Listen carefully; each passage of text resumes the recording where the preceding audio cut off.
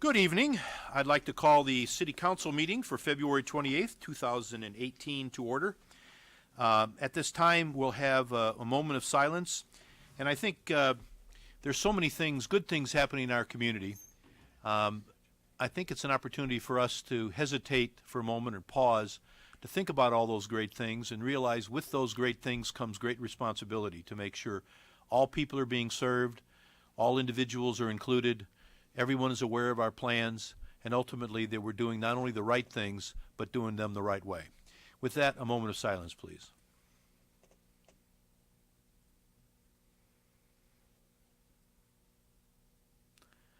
Thank you very much. Alderman Condon, would you lead us in the Pledge of Allegiance?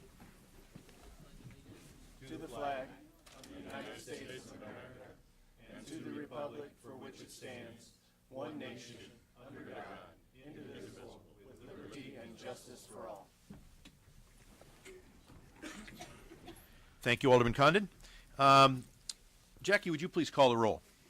Ambrose. Here. Condon. Here. Rawson. Here. Dickman. Here. Mattson. Here. Grip. Here. McGinnis. Here. Klool. Here. Tompkins. Here. Dunn. Here. All present, Your Honor. Thank you very much. And again, I want to wish you all a good evening. And as we begin the meeting of the City Council, I would like to welcome you and all of those in attendance and also those who are viewing the meeting on television or on the internet. We respectfully welcome your comments and opinions, and please keep in mind that as you talk to the Council, you're also sharing your thoughts with fellow Davenporters and with viewers throughout the region by way of our TV broadcast. We're happy that you're here and participating in your city government and ask that your participation reflect the common desire we all share to make Davenport an even greater place for all of our citizens. For the children, adults, seniors, and families in our community, those in attendance and those watching at home, I want to thank you for joining us. At this time, we ask that you turn off or silence your cell phones and other electronic handheld devices as they can interfere with the audio system and be disruptive here in the chamber. You will have an opportunity to address the Council under Public with Business portion of the meeting, which will occur towards the end. And when addressing the Council, I ask that you step to the podium, wait to be recognized by myself, and speak to the Council as a body and not to any single member. We ask that you limit your remarks to no more than 5 minutes, and I know that you all will, but I ask that you continue to observe the commonly accepted rules of courtesy, decorum, dignity, and good taste. So with that, again, I thank you for being here. And our first part of business is, will an alderman move approval of the minutes of the City Council meeting of February 14th? It's been moved and seconded. All in favor say aye. Aye. Any opposed, same sign. Great, thank you. Would you have a city administrator update this evening? Nothing this evening, Your Honor. Thank you very much. We have a report of the Committee of the Whole for February 21st. Is there a motion to approve that report? Second. It's been moved and seconded. All in favor say aye. Any opposed, same sign. Thank you very much. Those are approved. There are no appointments or proclamations this evening, but we have one presentation, and we're going to ask the Daniel Sheridan and the group from Junior Theater to come up and make our presentation for our great Junior Theater. Looks like we're having Showtime Pal. Hi, everyone. I'm Showtime Pal from Davenport Junior Theater. I have been fortunate to get to say that to thousands of people over the years, well over 1,000 times as Showtime Pal. I've been doing this since I was 14 and a student at Junior Theater since I was 9. Very rarely does an adult get to be Showtime Pal anymore, but I scored to get to do this one. Not only am I Showtime Pal, I am also the board president for Davenport Junior Theater. My name is Kristen Meyer. I have children in the program. I had children in the program. I now even have a granddaughter in the program. So it means a great deal to me. And the support that the council has given us, and that Scott through Parks and Rec, supporting us with the $70,000 towards our renovation and allowing us to really leverage that to make huge differences in the theater is so appreciated by all of us at Junior Theater. Not only am I involved in Junior Theater, I'm a hotel manager here in the Quad Cities. And I can tell what a difference it makes when people have had the opportunity to participate in things with public speaking and with theater, because when they come in for an interview, when they come in to speak, and when they have an opportunity to get up and participate in their government, they're able to do so. And there are always people within our organization that you watch them as a kid and they come in and they're shy and they're quiet, and you see them grow and you see them go out and accomplish amazing things in the community. And that's who I get to hand this off to, is a student that I actually got to direct when I was in junior theater and when he was a student. And that would be our performing arts supervisor, Daniel Sheridan. All right, I know time is relatively tight, so I just want to dive in with probably the most important, crucial thing that I need to share, and that is that I've been at this job now for about 10 years, and I'll tell you what, if I were to ever find a new job, I'd be lost, because I'm so comfortable being introduced by a clown that it's the place to be. But I'm excited to report and share with you about the renovation that we just recently had at the Niswander Theater. The chapel on site at the Annie Wittenmeyer complex was actually built in 1901, and junior theater moved in 1978, and that's when we raised $400,000 to renovate the space. And that original renovation happened back in 1981 with the Junior Theater Inc., our nonprofit board that's still with us today, and Mary Fleur Niswander, the founder of the Davenport Junior Theater program. So that's a little bit of a before and after, and so that kind of brings us to now. About a year and a half ago, I'm pretty good at being a squeaky wheel when I need to be a squeaky wheel, and talking about the chairs needing replaced and ADA improvements and carpet and paint and all of those things. And one thing that's great about Scott Hoke, our parks director, is he listens. You can squeak and he's listening. And after about a year, he came to me and said, what if we take $70,000 from our Capital Improvement Parks Development Fund? We can't fund the whole theater project, but let's talk to Junior Theater Inc. about leveraging the other 70. So I thought that was a great idea and a great use of our partners to bring in more funds to our city facilities. And we set to work. We had alumni, we had current students, we had former staff. We pulled out future students like my child, whom I used, to help us leverage this money. And we actually exceeded our goal and raised over $110,000 towards the facility. So some of these improvements that we were able to make is not only removing the seats, but we were able to update the lobby, the bathrooms, the backstage areas, install new sound and audio equipment, and do new doors and a variety of things throughout the whole facility, well above and beyond what we were hoping to do. So if you haven't been there, it is looking beautiful. So I've got a before and after picture, but we had a grand opening last September. It's always a great time when your staff and volunteers can take a selfie with the mayor. That means it's a good day. Scott joined us and the rest of the staff really just to celebrate the success of this campaign, and we had hundreds of members in the community come out. So the top pictures are the before, the bottom pictures are the after. Pictures really don't do it justice. If anybody would ever love to come and visit, just shoot me an email, I'll give you the tour. So we're really proud about what we've accomplished with the renovation. But I also want to share some things about the performing arts as a program. And this is a section called Prove It, because, I can dress anything up and make it look really great. But I want to share a few hard numbers with our council about the successes that me and my team in the Parks Department have been having. If we look back to fiscal year 2012, we had 972 students. This year we're on course for about 1,650 at the program. 58% of those are Davenport residents, but the other 42% are made up of 30 different cities and towns. Some of our students drive upwards of 45 minutes to come here to Davenport and participate in class. And we believe that has an economic impact, and bringing those people and driving them to our area is really important. We've added a lot of new programs, a dance program, tumbling, magic, puppetry for kids who maybe don't want to get up on stage as themselves, but want to learn what a performance is through a puppet. We are offering design classes in lighting, sound, costumes, stagecraft. The science, technology, and engineering and math that goes into theater is incredible, and these kids are getting the chance to learn all that. We've expanded into preschool camps. We offer a homeschool theater program as a companion to our homeschool ballet program, which is unique to the whole Quad Cities. And then we collaborate with our Stepping Stones after school programs, busing them in for shows, busing them in on Friday for learning workshops. And as of last year, all first graders in the Davenport community school systems get a tour of junior theater. They're there for a little over an hour and a half, and they learn all about the arts in an immersive event. And then they all get free tickets to come and see our show. And outside of just working with the kids, we also started a ballroom dance program about 2 years ago out of the Duck Creek Lodge. And that is up to 260 enrollments this last year throughout all the classes that have been offered. Our rental revenue is increasing by 130% as you compare fiscal years. So we are always looking to bring in more funding to support the facility. And this is a list of just some of the improvements, but everything italicized here in yellow are things that would not have happened without the partnership of Junior Theater Inc. So just highlighting those: in 2012, our lobby renovation; 2013, new curtains; 2014, we installed the design lab that the kids get to use hands-on equipment and technology. 2015, we renovated our lighting system, redid the electrical throughout the whole building.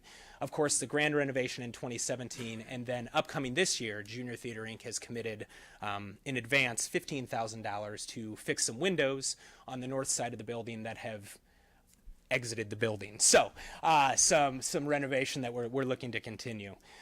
So this partnership's really important. Junior Theater Inc., they're our advocates, our supporters, our volunteers, our grant writers, and our fundraisers. And since 2011, they've brought in $250,000 to the facility and to the organization. As far as the performing arts team, this is just a comparison when we balance out our revenue and our expenses. This covers my staffing costs, all of my staff, myself included, our professional services, office supplies. It even includes the heat and electric for the facility itself. So we're aiming to become cost neutral. That's always our goal. We continue to climb towards that. And along with that, as we've added different part-time coordinator positions, we haven't sat back, we've only leaned in. We're looking for more ways to serve kids, developing new programs, and we make use of every opportunity that's afforded to us. I could talk about my past in junior theater. I former student, won a free class at an event, set the course to my life, but I'm the past, I'm old news. So here to kind of wrap things up for us is our student board president of our junior board, and this is a current student and senior. This is Madam President Katie Harris. Come on up.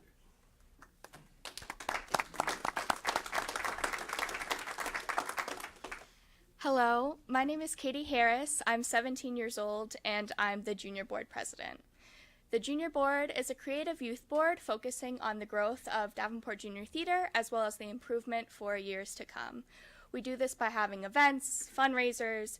We also do things like trips and more things like that. I've been a student at Davenport Junior Theater for 7 years now, and I can truly say that it's an incredible experience. Not only has it made me more creative, but it's also made me a leader.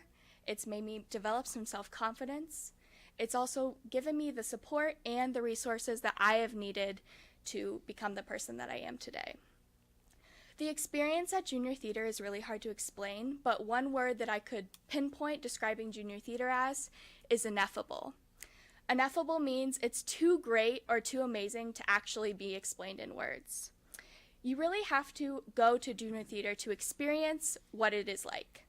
And we are actually coming out with a new production, Emperor's New Clothes, on April 28th, where you can come and experience how truly ineffable junior theater actually is.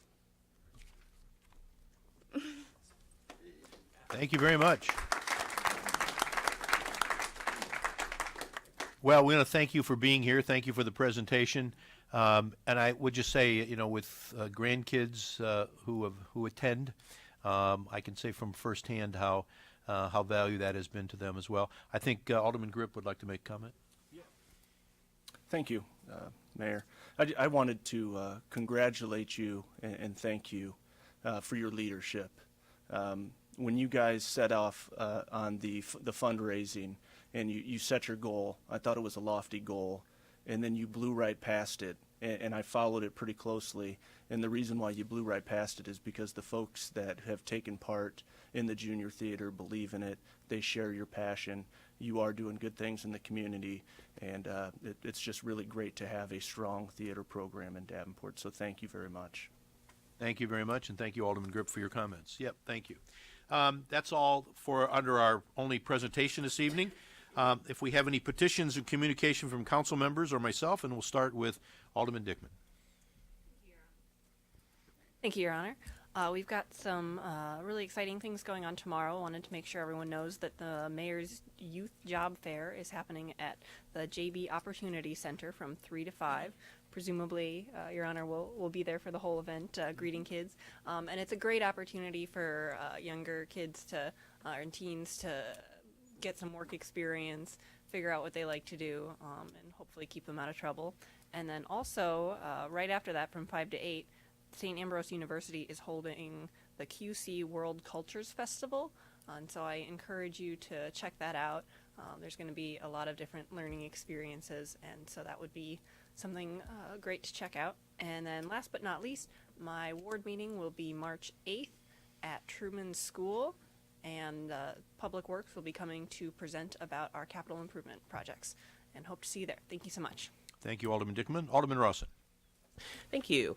Just want to let everyone know I'm having a ward meeting next Tuesday, March 6th at Junior Theater. So feel free to pop in and check out the new seating and everything they've done for renovations. And we have 2 guest speakers scheduled for next Tuesday. The first is Brooke Hayes Upton from Neighborhood Housing Services. She's going to be talking about the rehab work that they do in the community, and then the clientele that they provide those rehabbed houses to. And in addition to that, we will also be having Dave Burt, who is the chair of the Davenport Housing Coalition that I also sit on with him. And we are working on urban revitalization. So if you want to come and listen to Dave talk, or Brooke, that would be great. You're welcome to come, not just Fifth Warders. And again, it's at Junior Theater, 6 p.m. next Tuesday. Thanks. Thank you, Alderman Rawson. Alderman Ambrose. Thank you, Honor. You know, the Junior Theater is just another reason why Davenport's America's greatest city. I want to take an opportunity to congratulate the state of Iowa. I see they have finally been rated America's #1 state, so they've worked hard to catch up with us. Thank you, Alderman Ambrose. Alderman McGinnis. Thank you, Your Honor. Just wanted to remind everybody that the March ward meeting is going to be Sunday, March 11th. This is our first Sunday meeting at 2 o'clock, and it's going to be the Antoine LeClaire House, which is at 630 East 7th Street. We'll be having the guests that were to be in February that got snowed out. So we'll be talking about Scott Community College's urban campus and some of the things they'll be offering, their scholarships and other sort of aid assistance there. And we're also going to be talking about a new lighting scheme for downtown that's going to be more efficient and going to be brighter. So those will be guests. And then we have a special tour guide for people who want to stay after the regular meeting, a private tour of the Antoine LeClaire House. This is not open very often. It's, of course, the home of the founder of our city. So all Third Ward folks and anyone else who'd like to join us, please do on Sunday, March 11th. Thank you. Thank you, Alderman McGinnis. Alderman Tompkins. Thank you. I just wanted to share that several of us went up to Chicago this past week and to meet with our bonding agencies. So I just wanted to thank staff for doing a great job in preparing and presenting. Alderman McGinnis went, the mayor went, Brandon, Corey, our city administrator, and Linda, our finance staff. So we had a great story to tell, received some excellent feedback, and now we just sit and wait and hope for the best that we get some improvements. So thank you, everybody, for all of your hard work. Thank you, Alderman Tompkins. I would just share about that as well. We've got a really good overview, and we're actually looking at bringing a specialist back to kind of go through what that means. I think we hear about that and walk us through the elements that are part of that.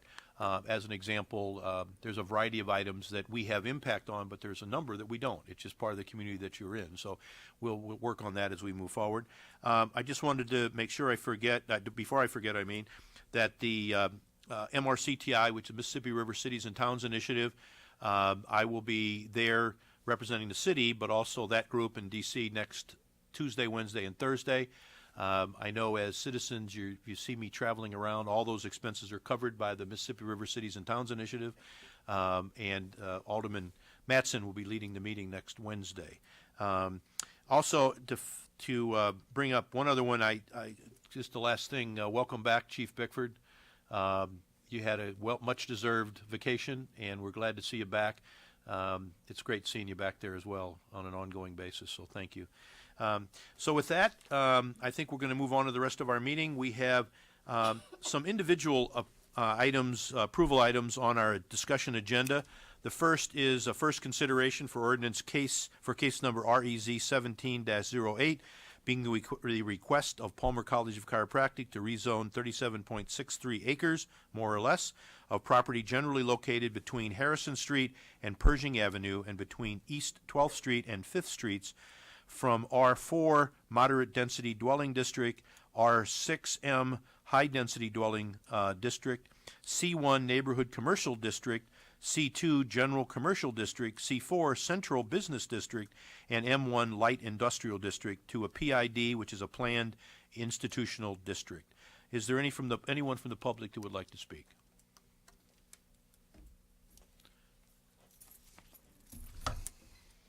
Ron Swiner, 2366 West 47th.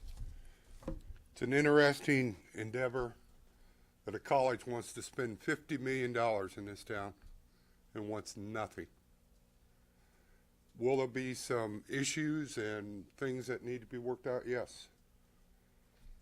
But dollar for dollar, what this impact will have on the city of Davenport is just astonishing. It astounds me because the more people we bring in, the professionals, their families, the more tax revenue, the more they spend. Because, folks, we got some big things that this town has done, bigger things to come. Unless we continue to grow our tax base, our ability to draw the people in, because right now, our streets,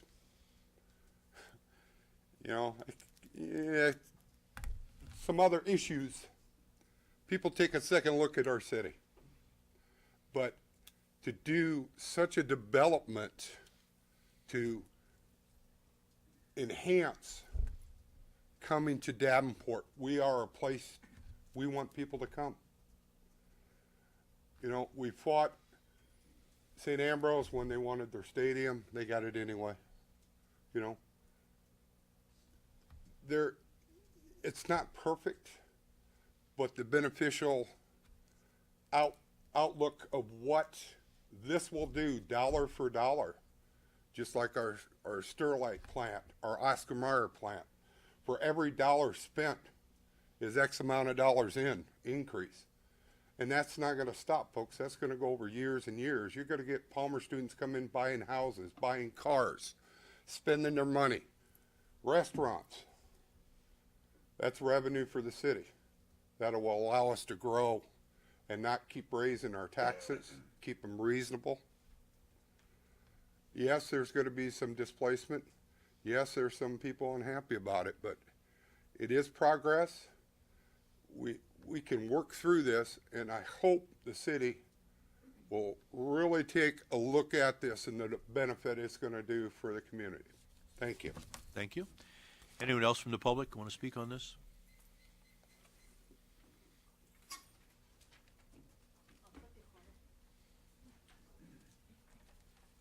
Good evening.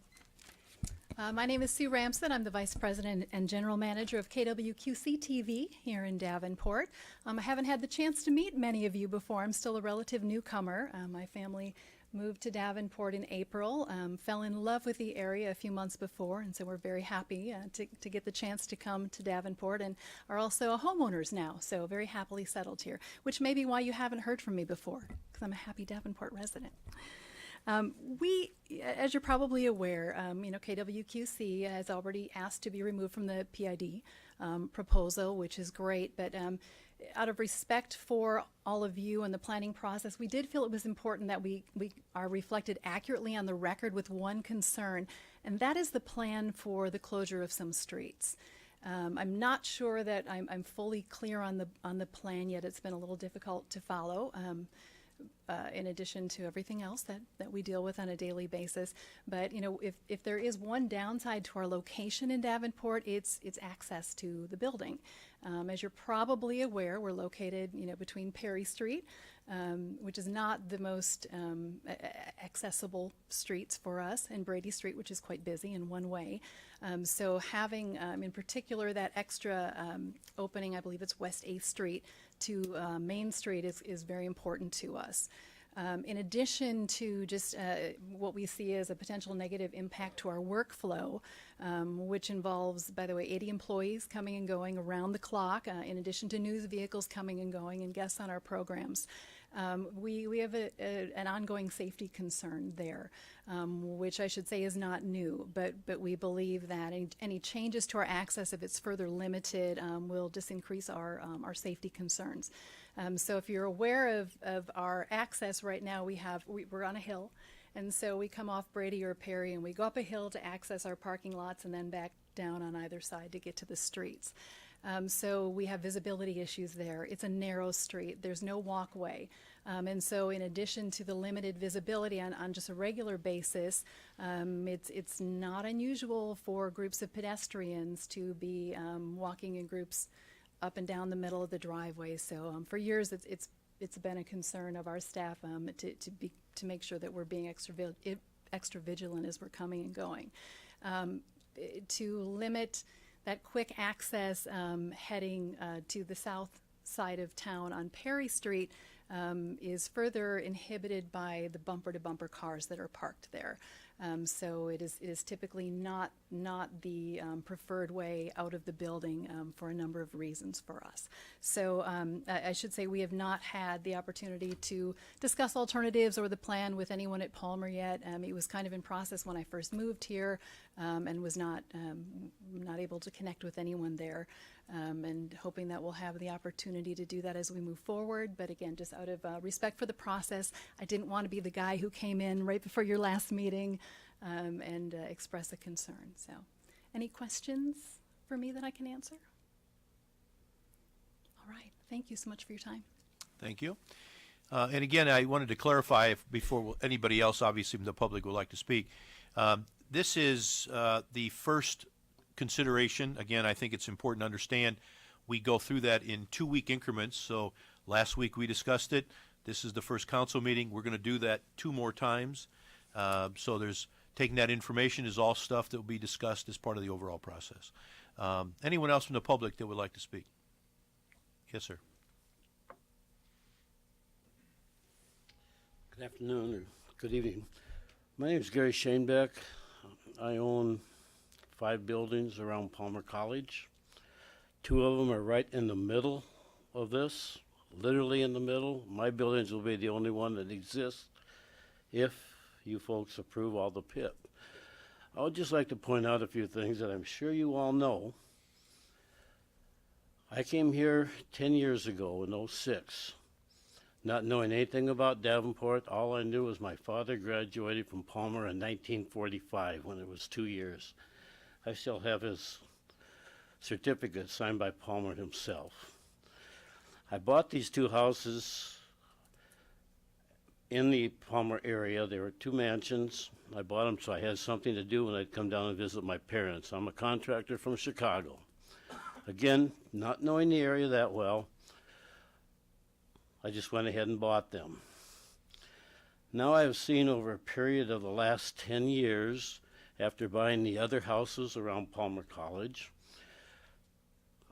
I saw problems that I think go back to the 40s, 50s, and 60s. I think when Palmer was at his height, or not that it's not at his height now, it's probably one of the most prestigious chiropractic college in the nation. You had a lot of, we'll call them landlords, bought all this property around Palmer. I don't feel they were interested except collecting their rents. I have seen these houses totally fall apart just since I've been here. I cannot believe how disarray they were. I was contacted by Palmer a while back. I even went and I was going to buy some more of them. They were so, and right now, this comment I'm going to more or less relate to Marion because I've been coming to these meetings for the last 2 weeks. She was talking about the 10 houses that they want to tear down. Those 10 houses I'm so familiar with because I was going to buy some of them. Folks, if I'm scared of a building to remodel it, believe me, be scared. These houses were totally run down. They've been boarded up for probably 8 or 9 years. They have, and these these buildings, by the way, are literally in the same block that my buildings are. I could not believe how bad they were, so I passed on it. My problem after that was, as Palmer has their orientation speeches and they bring the families in from out of state, they take them around the campus, they show them their campus. They also try to convince the people to rent in the area. Time and time again, I would have parents come to my buildings. They would see all these rundown houses, and the question is, what's going on? I don't have the answer for them back then. I don't know what was going on. Why are they boarded up? It was just a matter of appearance. Usually, they still rented from us or whatever. I did not hear from them. But I want to point out that I feel Palmer's getting a bad rap in some ways about buying up all these houses, because I feel they're almost forced to buy up and try and do what they're trying to do just to compete with the rest of the chiropractic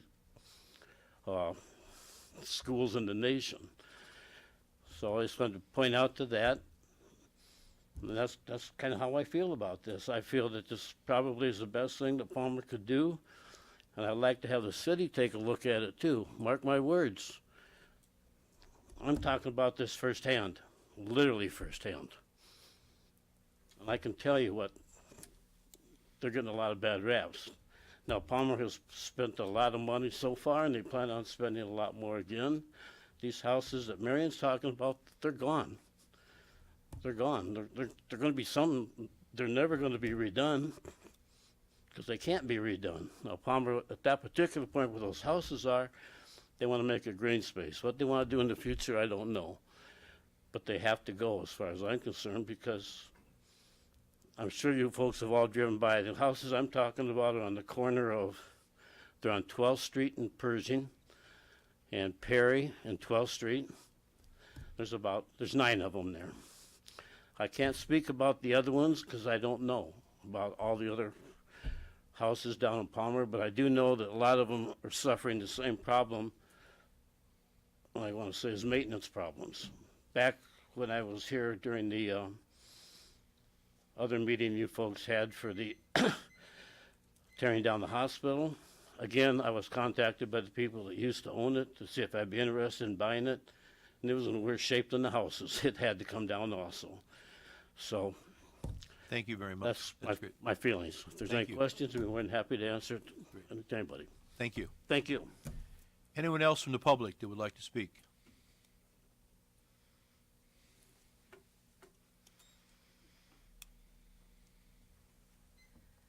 My name is Heather Brinkschroeder. I'm at 2215 Davie Street here in Davenport.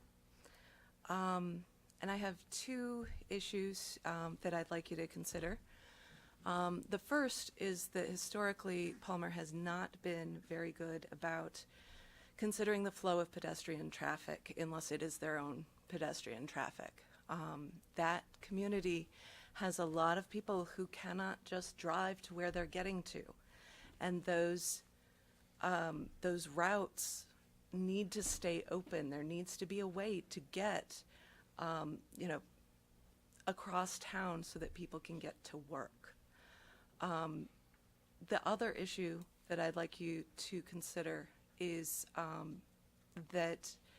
the displacement of the economically disadvantaged in this situation. I do think that there probably is a way to work this out, but unfortunately that probably means additional resources going to, and maybe this is fortunately, additional resources going to people who are economically disadvantaged to improve the housing and the housing situation for people who are now in that south of Locust to downtown area there. That community, the people who are there right now, yes, we're bringing more people in. The people who are there right now need to benefit from that. We don't need to just assume that we're going to kick those people out. That's not an acceptable solution. We need all of our citizens to benefit from this growth that Davenport is hoping for from this. So I hope that there is a solution for that. And I hope that, that if not, that proposal can be sent back to the drawing board. Thank you. Thank you. Anyone else from the public that would like to speak on this topic? Seeing none, anybody from the council? Alderman Ambrose. Thank you, Your Honor. Do we have someone from staff answer hear some you. questions? Yeah. Bruce?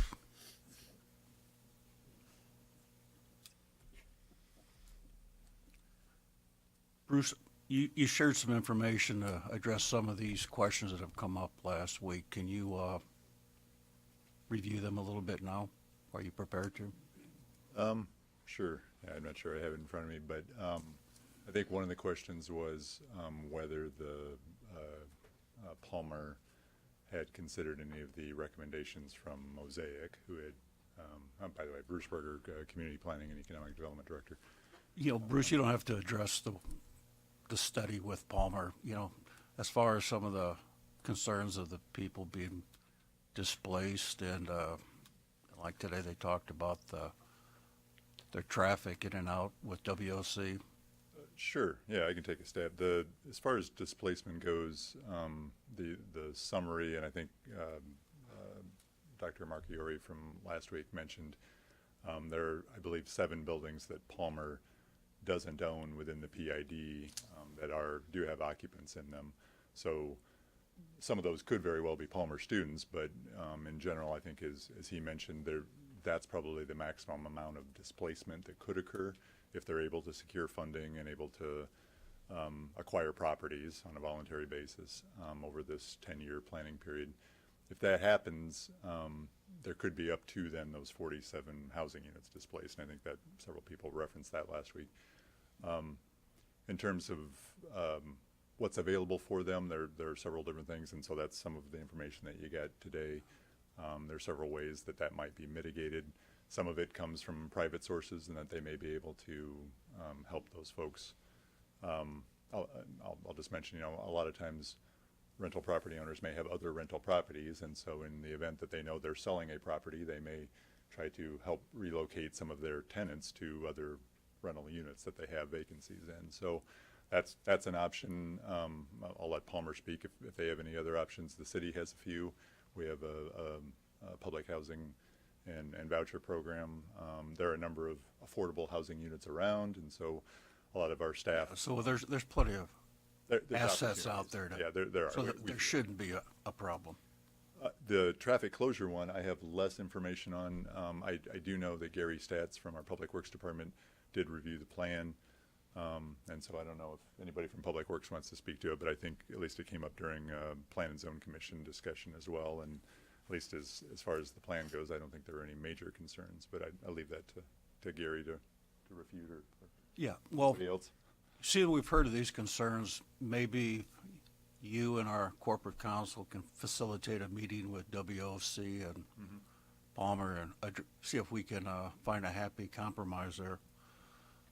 But now, as far as Palmer goes, when this passes, what are your plans? What are your first plans in the area for this summer, this construction season? Thank you. Once we have approval, we will move back with our Dr. plan. Marchiori, you may just want to, for the record, just put your name and so forth. That'd be helpful. Dennis Marchiori, Chancellor Palmer College, and welcome and good evening. I think our first opportunity will be to pull the planning team together and start schematic designs on the specific projects, both internal as well as external. Most of the media attention and the PID's attention has been on the external plans, including the athletic field. That specific field does have some demolitions planned with Palmer-owned properties, vacant properties. However, there are other properties that that we need to acquire. So that becomes delicate in that you have to have a willing seller that goes along with it. So to the external plans and the street closures and those types of things, it really depends on Palmer's ability to acquire additional properties and then complete the schematic design phase of planning before we can move to construction.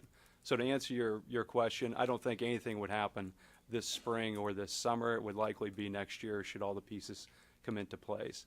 However, we would begin some internal projects that would be less obvious to bypasses and community members earlier this year. Well, yeah, that's unfortunate because I'd like to see things move much quicker, but, you know, let's try to sit down and address some of these issues with WOC and our staff and see what you guys can come up with. Tom, our corporate counsel, does a great job mediating with groups. All right, good luck. Thank you very much. Alderman Dickman. Thank you, Your Honor. I had a question about the vacation of roads. This is probably a legal question. For that particular process, there would be, again, a council review, or does the PID allow for a quicker process to vacating roads? Well, to vacate a right of way, we have to do it by ordinance. So I'd have to check to see if we incorporated that into the PID process. Off the top of my head, I don't think we did, but okay. I will. Oh, I'm trying to get your attention. Yeah. So Ryan's telling me that we did not incorporate it into the PID process, so it will be a separate process after the fact. Okay, so that's good to know for the audience that there won't be any roads that will be conveyed without another process to make sure that that's not having a negative impact on current residents and users. Thank you. Thank you, Alderman Dickman. Alderman McGinnis. Yes, I did have also questions about the road, and I think that the plans have changed since the very first time I saw them, which was about a long time ago. Could someone go through which roads, just go through that so that everybody has an understanding of which roads are being or if you know, best of all worlds, for the plan, everything that that Palmer was asking to do gets done, understanding that that's not part of this PID. Thank you. Ryan Rusnak with Community Planning Economic Development. There are several alleys and a couple of roads, so it would be I guess I kind of broke them in the report based on geography. So west of Main Street, it'd be the alley between 8th, south of 8th, okay? Between Brady and Main Street, it'd be West 8th and West 7th. And as you move east of Brady, between Brady and Perry, there'd be a small portion of Palmer Drive, just west of Perry Street. And between Perry and Pershing, there's the alley between 12th and 11th, the Brick Street, which is 11th Street.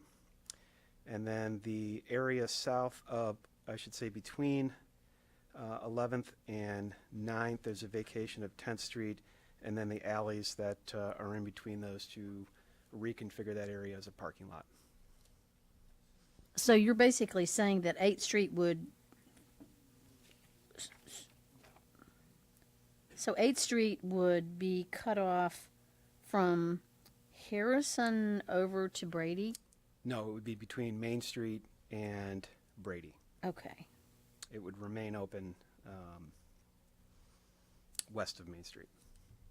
Okay.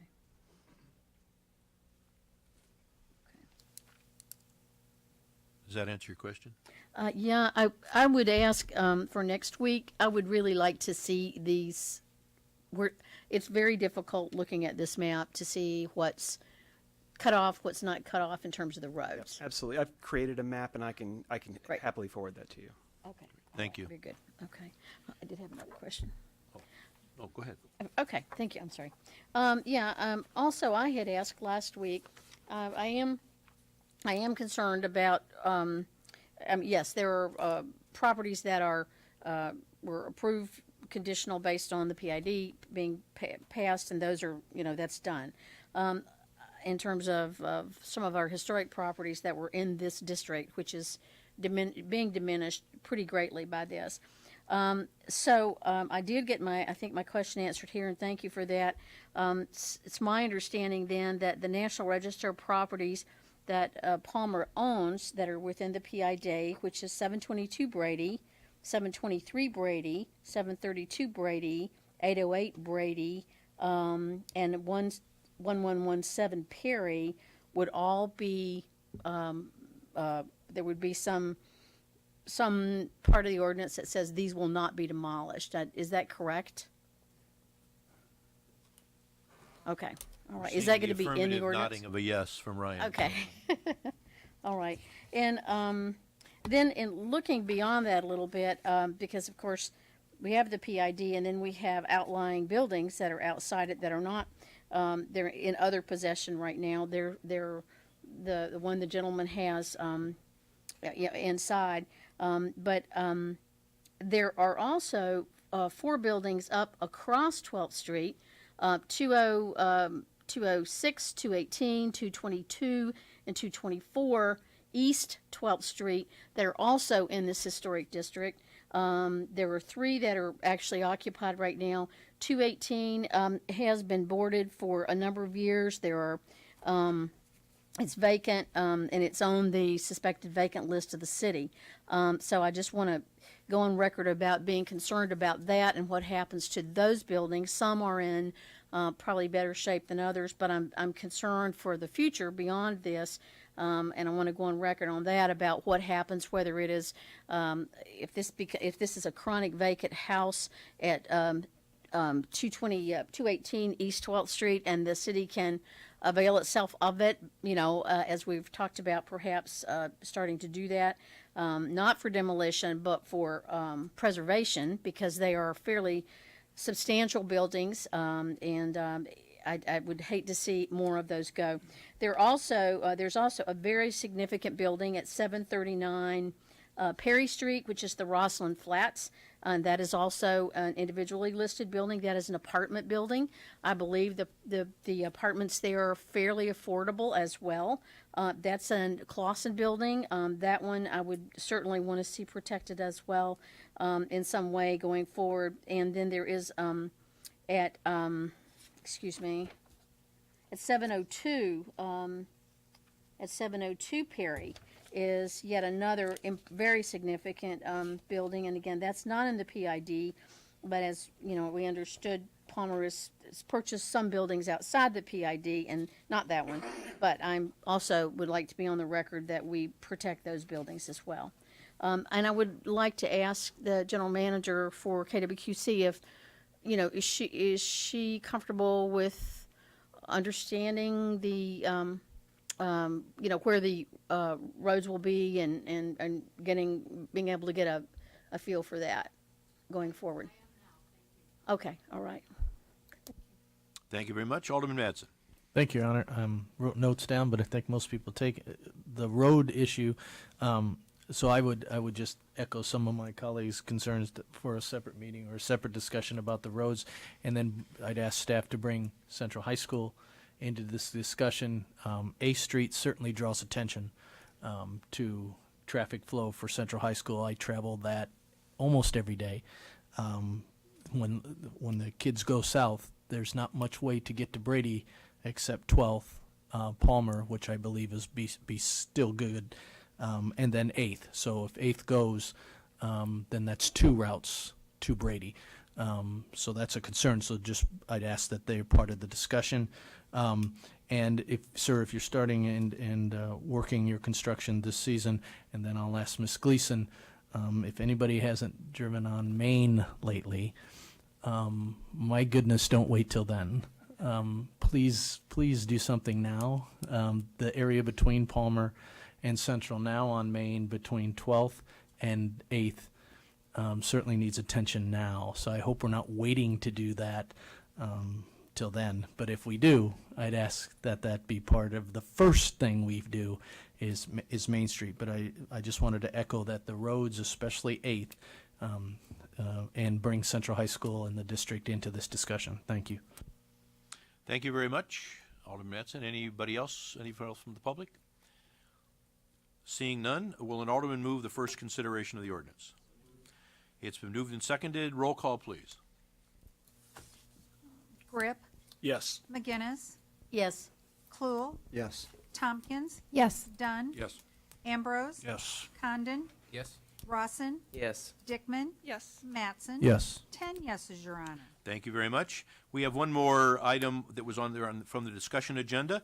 It's a resolution approving case number F17-18, being the final plat of Landon Prairie, being a replat of Lot 2 Victory Acres located at 1366 West Kimberly Road, containing 3 residentially zoned lots on 1.37 acres, more or less. Anyone from the public want to speak on that? Seeing no one, any from council? Alderman Mattson. Thank you. Thank you, Mayor. Just echo my concerns, and I know there's been discussion about a road, discussions about other potential, what this is going to be. I have talked to a lot of the residents to the west. I know them well. If there, in the future, Ms. Spiegel or staff or anyone gets word of a potential development or a road discussion, please make sure we involve those folks. At least for now, they are very happy with the way it is now because that's why they built there. The one access in and out of Washington, they are completely fine with that. So they're not saying they wouldn't consider the road or anything there, but they need to be part of this discussion because they would be the ones that would be totally impacted. Thank you. Thank you. Alderman Rawson. Oh, thanks. So on the map that we received, I just want to make sure I'm clear that the road that Alderman Mattson's referencing, there's just a green space between, what is that, West 46th Street? I can't even read the fine print, even with readers, and Fillmore Street. Is that correct? I'm seeing a nod. So there's just like a green patch. What? 40th, thank you. My readers clearly aren't working. So 40th goes a ways, it stops, there's green, and then around the corner there's Fillmore. Was there a reason why that was never put through to begin with? Just My understanding, Alderman Rawson, is the topography there is challenging. okay, so there's a ravine there probably? Okay, thank you. Oh, were you going to say something, Matt?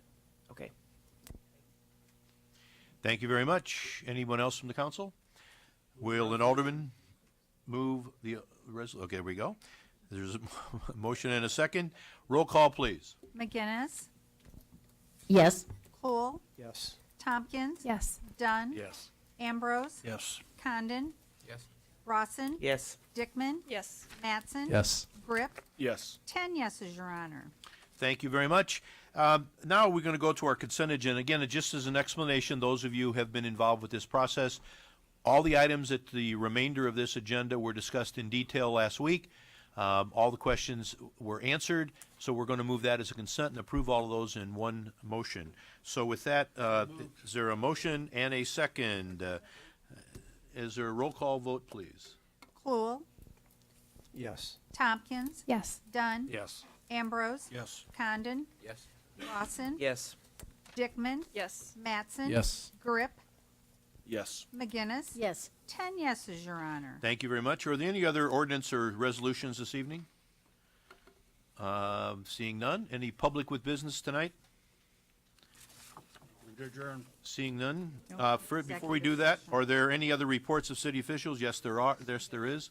A civil service certification list. Will an alderman move the lists? Second. It's been moved and seconded. All in favor say aye. Aye. Any opposed, same sign. Thank you very much. And now we are going to be adjourning to an executive session to discuss the purchase of a particular real estate pursuant to Iowa Code Section 21-5. And will an alderman move and second and get a second to go into the executive session?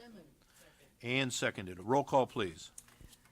Tompkins. Yes. Dunn. Yes. Ambrose. Condon. Yes. Rawson. Yes. Dickman. Yes. Mattson. Yes. Grip. Yes. McGinnis. Yes. Cluel. Yes. 10 yeses, Your Honor. Thank you. And I just want to remind everyone that we will not be returning to the council chambers. We will adjourn from that executive session. So thank you very much and have a good evening. Rita, you seconded. Did you hear who moved it? Which one? This one? Yeah. Arian. Oh, Yes, thank sir. you. Hi, Ron. Good to see you.